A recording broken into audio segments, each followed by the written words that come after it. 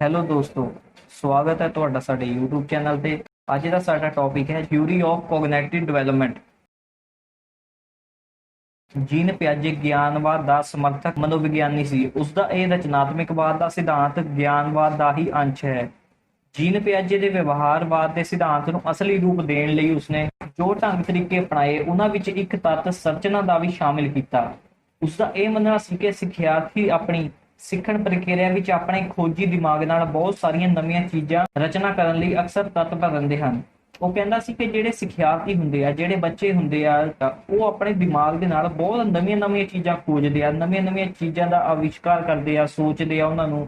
Jean ਪਿਆਜੇ ਦਾ ਸਿਧਾਂਤ ਇਸ ਗੱਲ ਦੀ ਵੀ ਪੈਰਵੀ ਕਰਦਾ ਹੈ ਕਿ ਜਿਵੇਂ ਸੰਚਾਰ ਵਿੱਚ ਕਿਰਿਆ ਦੇ ਨਾਲ ਪ੍ਰਕਿਰਿਆ ਜੁੜੀ ਹੁੰਦੀ ਹੈ, ਇਸੇ ਪ੍ਰਕਾਰ ਸਿੱਖਣ ਵਿੱਚ ਮਨੁੱਖੀ ਗਿਆਨ ਇੰਦਰੀਆਂ ਨੂੰ ਛੋਟੀ ਤੋਂ ਛੋਟੀ ਸੂਚਨਾ ਮਿਲਣ ਤੇ ਵੀ ਸਰੀਰਕ ਇੰਦਰੀਆਂ ਵਿੱਚ ਸੁਭਾਵਿਕ ਤੌਰ ਤੇ ਕਾਰਜ ਕਿਰਿਆ ਆਪਣੇ ਆਪ ਪੈਦਾ ਹੋ ਜਾਂਦੀ ਹੈ। ਉਸਦਾ ਕਹਿਣਾ ਸੀ ਕਿ ਮਨੁੱਖੀ ਜਿਹੜੀਆਂ ਗਿਆਨ ਇੰਦਰੀਆਂ ਹੁੰਦੀਆਂ ਹਨ, ਉਸਨੂੰ ਜਦੋਂ ਕੋਈ ਵੀ ਛੋਟੀ ਤੋਂ ਛੋਟੀ ਸੂਚਨਾ ਮਿਲਦੀ ਹੈ, ਕਿਸੇ ਵੀ ਪ੍ਰਕਾਰ ਦੀ ਸੂਚਨਾ ਹੋ ਸਕਦੀ ਹੈ, ਉਹ ਚਾਹੇ ਜਦੋਂ ਬੱਚਾ ਖੇਲਦਾ ਆ, ਜਾਂ ਬੱਚਾ ਪੜ੍ਹਦਾ ਆ, ਜਾਂ ਬੱਚਾ ਕਿਸੇ ਵੱਲ ਦੇਖਦਾ ਆ, ਮਤਲਬ ਕਿ ਕੋਈ ਵੀ ਛੋਟੀ ਤੋਂ ਛੋਟੀ ਸੂਚਨਾ ਜਿਹੜੀ ਉਹਨੂੰ ਮਿਲਦੀ ਹੈ, ਤਾਂ ਉਸਦੇ ਮਨ ਦੇ ਵਿੱਚ ਇਸ ਤਰ੍ਹਾਂ ਦੇ ਖਿਆਲ, ਇਸ ਤਰ੍ਹਾਂ ਦੀਆਂ ਕਿਰਿਆਵਾਂ ਉੱਠਦੀਆਂ ਜਿਹੜੀਆਂ ਕਿ ਉਸਦੇ ਲਈ ਕੁਝ ਨਵਾਂ ਸਿੱਖਣ ਦੇ ਵਿੱਚ ਮਦਦ ਕਰਦੀਆਂ।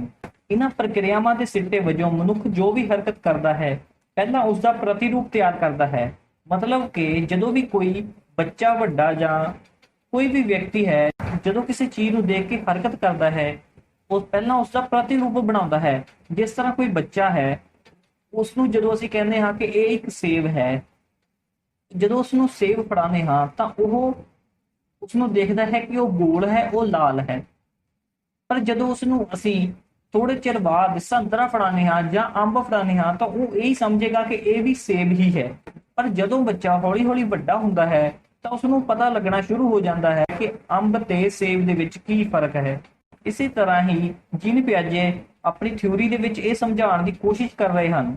ਜੀਨ ਪਿਆਜੇ ਦੀਆਂ ਸਕੀਮਾਂ, ਆਮ ਸ਼ਬਦਾਂ ਵਿੱਚ ਜਿਹੜੀਆਂ ਸਕੀਮਾਂ ਹੁੰਦੀਆਂ ਹਨ, ਉਹ ਕਿਸੇ ਬੱਚੇ ਦੇ ਮੁੱਢਲੇ ਬਿਲਡਿੰਗ ਬਲਾਕ ਹੁੰਦੇ ਹਨ।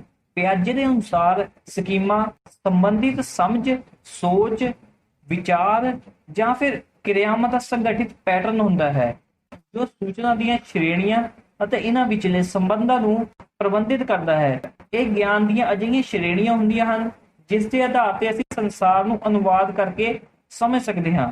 ਇਹ ਇਸ ਤਰ੍ਹਾਂ ਦੇ ਪੈਟਰਨ ਹੁੰਦੇ ਹਨ, ਇਸ ਤਰ੍ਹਾਂ ਦੇ ਵਿਚਾਰ ਹੁੰਦੇ ਹਨ, ਇਸ ਤਰ੍ਹਾਂ ਦੀ ਸਮਝ ਤੇ ਸੋਚ ਹੁੰਦੀ ਹੈ, ਜਿਸ ਨਾਲ ਅਸੀਂ ਦੁਨੀਆ ਨੂੰ, ਪੂਰੇ ਸੰਸਾਰ ਨੂੰ ਸਮਝ ਸਕਦੇ ਹਾਂ, ਉਹਨਾਂ ਦਾ ਅਨੁਵਾਦ ਕਰ ਸਕਦੇ ਹਾਂ। ਜਦੋਂ ਬੱਚਾ ਕੋਈ ਨਵਾਂ ਅਨੁਭਵ ਪ੍ਰਾਪਤ ਕਰਦਾ ਹੈ, ਤਾਂ ਉਹ ਨਵੀਂ ਸੂਚਨਾ ਦੇ ਆਧਾਰ ਤੇ ਮੌਜੂਦਾ ਸਕੀਮ ਨੂੰ ਜੋੜ ਜਾਂ ਪੁਰਾਣੇ ਵਿੱਚ ਬਦਲਾਅ ਕਰ ਲੈਂਦਾ ਹੈ। ਮਤਲਬ ਕਿ ਜਦੋਂ ਕੋਈ ਬੱਚਾ ਕਿਸੇ ਨਵੇਂ ਐਕਸਪੀਰੀਅੰਸ ਨੂੰ, ਕਿਸੇ ਨਵੇਂ ਅਨੁਭਵ ਨੂੰ ਮਹਿਸੂਸ ਕਰਦਾ ਹੈ, ਦੇਖਦਾ ਹੈ, ਤਾਂ ਉਹ ਆਪਣੇ ਵਿੱਚ ਜੋ ਉਹਨੂੰ ਪਹਿਲੀ ਸਮਝ ਹੁੰਦੀ ਹੈ, ਉਸ ਦੇ ਵਿੱਚ ਉਸ ਨੂੰ ਐਡ ਕਰ ਲੈਂਦਾ ਹੈ। ਆਪਣਾ ਜੋ ਉਸਨੂੰ ਪਹਿਲਾਂ ਯਾਦ ਹੁੰਦਾ ਹੈ, ਜਿਸ ਤਰ੍ਹਾਂ ਮੈਂ ਹੁਣੇ ਤੁਹਾਨੂੰ ਐਗਜ਼ਾਮਪਲ ਦੇ ਤੌਰ ਤੇ ਦੱਸਿਆ ਸੀ ਕਿ ਜਦੋਂ ਛੋਟੇ ਬੱਚੇ ਨੂੰ ਸੇਬ ਫੜਾਓ ਤਾਂ ਉਸਨੂੰ ਕਹੋ ਕਿ ਇਹ ਸੇਬ ਹੈ, ਪਰ ਜਦੋਂ ਅਸੀਂ ਉਸਨੂੰ ਥੋੜੇ ਚਿਰ ਤੱਕ ਅੰਬ ਫੜਾਉਂਦੇ ਹਾਂ ਤਾਂ ਉਹ ਉਸਨੂੰ ਵੀ ਸੇਬ ਸਮਝੇਗਾ। ਪਰ ਜਦੋਂ ਹੌਲੀ ਹੌਲੀ ਬੱਚਾ ਵੱਡਾ ਹੁੰਦਾ ਹੈ, ਉਸੇ ਤਰ੍ਹਾਂ ਉਹ ਆਪਣੇ ਅੰਦਰ ਦੇ ਮੌਜੂਦਾ ਸਕੀਮਾਂ ਵਿੱਚ ਬਦਲਾਅ ਕਰਨਾ ਸਿੱਖ ਲੈਂਦਾ ਹੈ।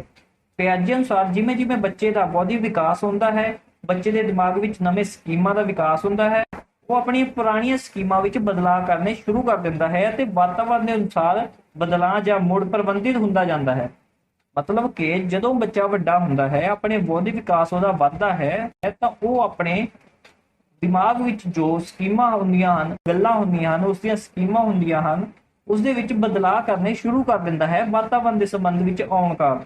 ਉਦਾਹਰਨ ਵਜੋਂ ਜੇਕਰ ਕੋਈ ਬੱਚਾ ਇੱਕ ਬਚਪਨ ਤੋਂ ਘਰੇਲੂ ਕੁੱਤੇ ਨੂੰ ਦੇਖਦਾ ਹੈ, ਭਾਵ ਉਸਦੇ ਦਿਮਾਗ ਵਿੱਚ ਇੱਕ ਸਕੀਮ ਆ ਜਾਂਦੀ ਹੈ ਕਿ ਸਾਰੇ ਕੁੱਤੇ ਗੁੱਸੇ ਵਾਲੇ, ਛੋਟੇ ਅਤੇ ਚਾਰ ਲੱਤਾਂ ਵਾਲੇ ਹੁੰਦੇ ਹਨ, ਤੇ ਇਹੀ ਗੱਲ ਉਹ ਆਪਣੇ ਦਿਮਾਗ ਵਿੱਚ ਬਿਠਾ ਲੈਂਦਾ ਹੈ। ਪਰੰਤੂ ਜੇ ਇਹੀ ਬੱਚਾ ਕਿਸੇ ਮਿੱਤਰ ਦੇ ਘਰ ਜਾ ਕੇ ਲੈਬਰੇਡਾਰ ਜਾਂ ਕੋਈ ਹੋਰ ਸ਼ਿਕਾਰੀ ਕੁੱਤਾ ਦੇਖਦਾ ਹੈ, ਤਾਂ ਬੱਚਾ ਇਸ ਨਵੀਂ ਸੂਚਨਾ ਨੂੰ ਪ੍ਰਾਪਤ ਕਰਦਾ ਹੈ ਤੇ ਫਿਰ ਇਸ ਸੂਚਨਾ ਨੂੰ ਆਪਣੇ ਦਿਮਾਗ ਵਿੱਚ ਸ਼ਾਮਿਲ ਕਰਦਾ ਹੈ, ਅਤੇ ਜੋ ਉਸਦੇ ਦਿਮਾਗ ਵਿੱਚ ਆਪਣੇ ਘਰੇਲੂ ਕੁੱਤੇ ਨੂੰ ਲੈ ਕੇ ਜੋ ਗੱਲਾਂ ਉਸਨੂੰ ਯਾਦ ਸੀ ਜਾਂ ਦੇਖਣ ਦਾ ਤਰੀਕਾ ਸੀ, ਉਸਦੇ ਵਿੱਚ ਉਹ ਬਦਲਾਅ ਕਰਦਾ ਹੈ। ਤੇ ਉਹ ਅੱਗੇ ਤੋਂ ਇਹੀ ਸੋਚੇਗਾ ਕਿ ਹਰ ਕੁੱਤੇ ਵੱਡੇ ਹੁੰਦੇ ਹਨ, ਸੁਨਹਿਰੇ ਹੁੰਦੇ ਹਨ ਅਤੇ ਅਲੱਗ-ਅਲੱਗ ਤਰ੍ਹਾਂ ਦੇ ਹੁੰਦੇ ਹਨ। ਪਿਆਜੇ ਦੇ ਅਨੁਸਾਰ ਬੌਧਿਕ ਵਿਕਾਸ ਦੇ ਪੜਾਅ ਸਟੇਜਸ ਆਫ ਕੋਗਨਿਟਿਵ ਡਿਵੈਲਪਮੈਂਟ ਬਾਈ ਪਿਆਜੇ। ਪਿਆਜੇ ਦੇ ਅਨੁਸਾਰ ਕਿਸੇ ਬੱਚੇ ਦਾ ਬੌਧਿਕ ਵਿਕਾਸ 4 ਸਟੇਜਾਂ ਵਿੱਚ ਹੁੰਦਾ ਹੈ ਤੇ ਉਹ 4 ਸਟੇਜਾਂ ਇਸ ਤਰ੍ਹਾਂ ਦੱਸਦੇ ਹਨ। ਪਹਿਲੀ ਹੈ ਦ ਸੈਂਸਰੀ ਮੋਟਰ ਸਟੇਜ, ਸੂਚਕੀ ਮੋਟਰ ਪੜਾਅ। ਦੂਜੀ ਹੈ ਪ੍ਰੀ ਆਪਰੇਸ਼ਨਲ ਸਟੇਜ, ਪੂਰਵ ਕਿਰਿਆਤਮਕ ਪੜਾਅ। ਤੀਸਰੀ ਹੈ ਕੰਕਰੀਟ ਆਪਰੇਸ਼ਨਲ ਸਟੇਜ, ਸਾਕਾਰ ਕਿਰਿਆਤਮਕ ਪੜਾਅ। ਚੌਥੀ ਹੈ ਫਾਰਮਲ ਆਪਰੇਸ਼ਨਲ ਸਟੇਜ, ਰਸਮੀ ਕਿਰਿਆਤਮਕ ਪੜਾਅ। ਹੁਣ ਇਸ ਨੂੰ ਅਸੀਂ ਐਕਸਪਲੇਨ ਕਰਦੇ ਹਾਂ। ਪਹਿਲੀ ਹੈ ਸੂਚਕੀ ਮੋਟਰ ਪੜਾਅ। ਇਸ ਪੜਾਅ ਵਿੱਚ ਬੱਚਾ ਆਪਣੀਆਂ ਗਿਆਨ ਇੰਦਰੀਆਂ ਨਾਲ ਸਿੱਖਦਾ ਹੈ।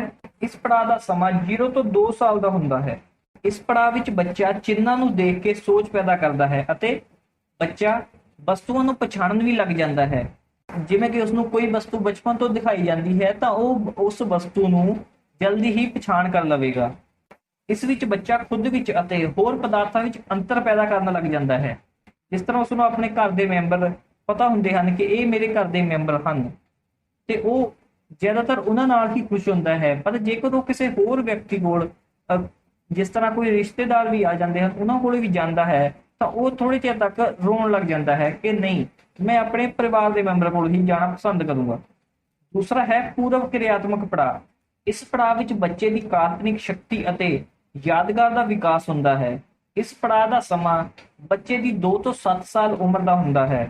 ਇਸ ਪੜਾਅ ਵਿੱਚ ਬੱਚਾ ਬੀਤੇ ਹੋਏ ਸਮੇਂ ਅਤੇ ਭਵਿੱਖ ਨੂੰ ਆਪਸ ਵਿੱਚ ਸੰਬੰਧਿਤ ਕਰਨਾ ਸਿੱਖ ਲੈਂਦਾ ਹੈ। ਇਸ ਪੜਾਅ ਵਿੱਚ ਬੱਚੇ ਦੇ ਚਿੰਨ੍ਹਾਂ ਦੀ ਪਹਿਚਾਣ ਵੱਧ ਜਾਂਦੀ ਹੈ। ਇਸ ਪੜਾਅ ਵਿੱਚ ਬੱਚਾ ਭਾਸ਼ਾ ਦੀ ਵਰਤੋਂ ਕਰਨਾ ਵੀ ਸਿੱਖ ਜਾਂਦਾ ਹੈ ਅਤੇ ਇਸ ਸਟੇਜ ਵਿੱਚ ਬੱਚਾ ਵਸਤੂਆਂ ਦੀ ਲੰਬਾਈ, ਚੌੜਾਈ, ਆਇਤਨ ਆਦਿ ਨੂੰ ਵੀ ਪਛਾਣਨ ਲੱਗ ਜਾਂਦਾ ਹੈ। ਤੀਸਰਾ ਹੈ ਸਾਕਾਰ ਕਿਰਿਆਤਮਕ ਪੜਾਅ।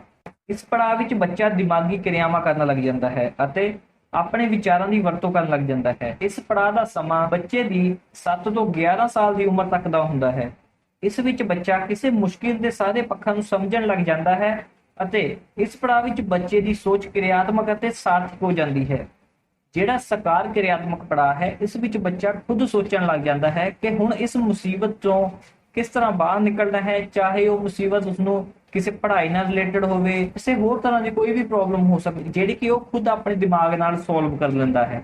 ਚੌਥਾ ਹੈ ਰਸਮੀ ਕਿਰਿਆਤਮਕ ਪੜਾਅ। ਇਸ ਪੜਾਅ ਵਿੱਚ ਬੱਚੇ ਵਿੱਚ ਕਾਲਪਨਿਕ ਸੋਚ ਦਾ ਵਿਕਾਸ ਹੁੰਦਾ ਹੈ।